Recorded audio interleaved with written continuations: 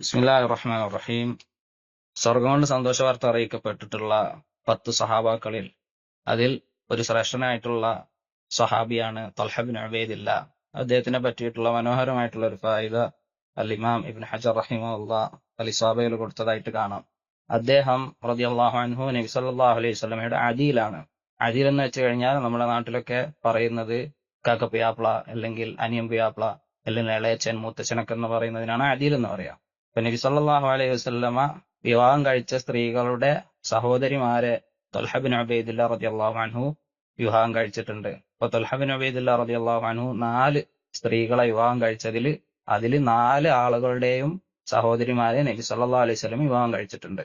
Umm Kulsoom ബിൻത് അബീ ബക്കർ സിദ്ദീഖ് റളിയല്ലാഹു അൻഹുനെ അദ്ദേഹം വിവാഹം കഴിച്ചിട്ടുണ്ട്. നമുക്കറിയാം ആയിഷ റളിയല്ലാഹു അൻഹ നബി സല്ലല്ലാഹു അലൈഹി വസല്ലം വിവാഹം കഴിച്ച സ്ത്രീകളിൽ പെട്ടവരാണ്.